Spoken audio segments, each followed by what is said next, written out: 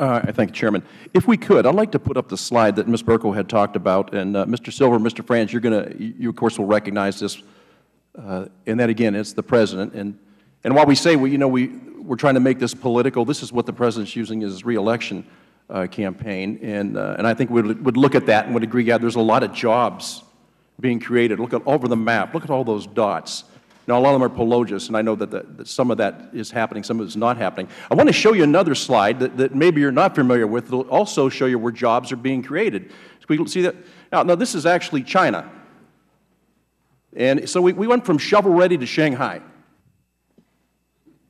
And I think it's kind of neat that we show one map that shows how good this policy is working, but we do leave out a very important part of job creation. And I think it's just kind of fascinating to see that. So we'll leave that up for a little bit. Mr. Franz, Mr. Silver, the Department of Energy gave Sempra, which has a double B plus, which is a high-risk rating, $337 million loan guarantee for its Mesquite Solar project, which is also a high-risk project, to build a solar plant in the Arizona desert. The plant uses solar panels manufactured by Suntech, a Chinese solar panel company. How many jobs do you think this loan guarantee created in China? Any idea? I mean, I know what we say. We created 60,000 in the States. How many do we think we created in China using taxpayer money? Congressman, I don't have information relative to the chain of supply chains. Okay. Well, how about Suntech? How about Suntech? So we're using their panels, right? That's whose panels we're using for this project?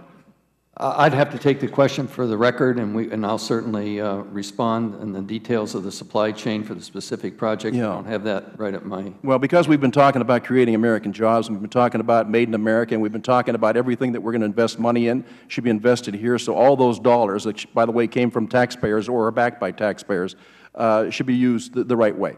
And I think we'd all agree with that.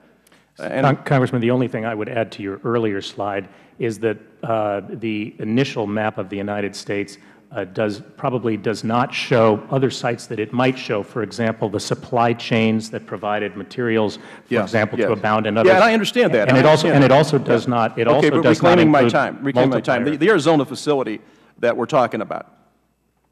Okay, they don't manufacture those panels here, do they? They're assembling. Because what they're doing is they get stuff shipped in from China and they assemble them in the United States. So we kind of do an end run and we say, wait a minute, no, this is working in Arizona.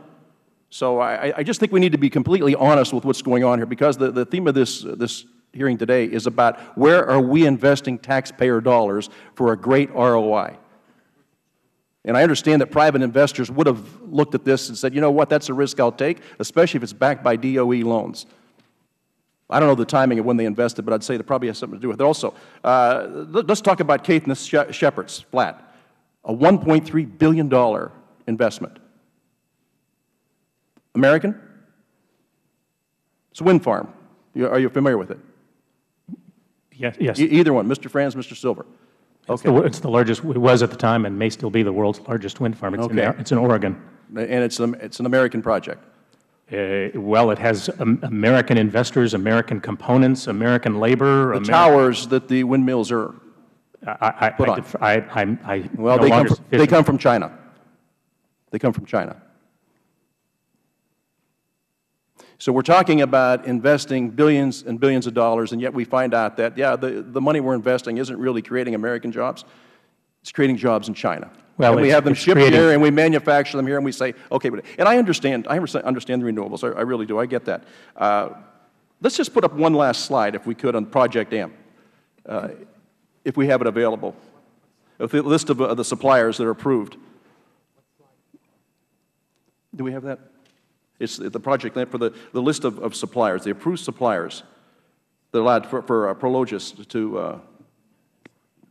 Okay, all right. Well, I think you'll find out that quite a few of the suppliers are Chinese.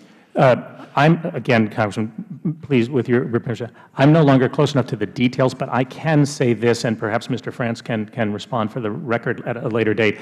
There are undoubtedly Chinese suppliers on there, because most suppliers are Chinese. However, if you actually go into the terms of that particular transaction, you will find that we required them to use, to preference American panel manufacturers deliberately as part of the negotiation. And I understand that. I understand that. But I think it's a little bit disingenuous to say that the whole process, because this initiative was about creating American jobs, looking at green energy, and being able to go to renewables, and then we make it impossible for the fossils to stay in business. We regulate them out of business here and say, well, you know what, by mandate you have to supply, the electric has to be supplied by, from renewables. So I understand all that. Sir, but I want to just tell you right now, the the Department of Commerce, right now, is imposing tariffs, are they not, on the Chinese?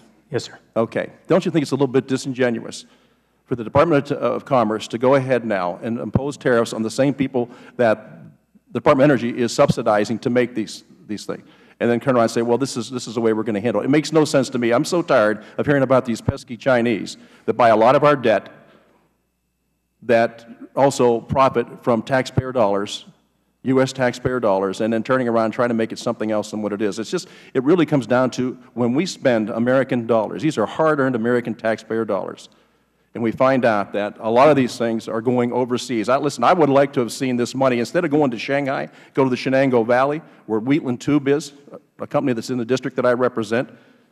They're doing an awful lot. They have a lot of people working, and I'm talking about red, white, and blue jobs right now in western Pennsylvania that are being held up and not being looked at the same way as some of these other projects. So I thank you all for appearing here today. I know sometimes it gets a little bit laborious for you, but at the end of the day, we have to make sure that every single taxpayer dollar that we spend is going for the right reasons, and we're getting a good ROI on it. So, Mr. Chairman, I thank you. I yield back.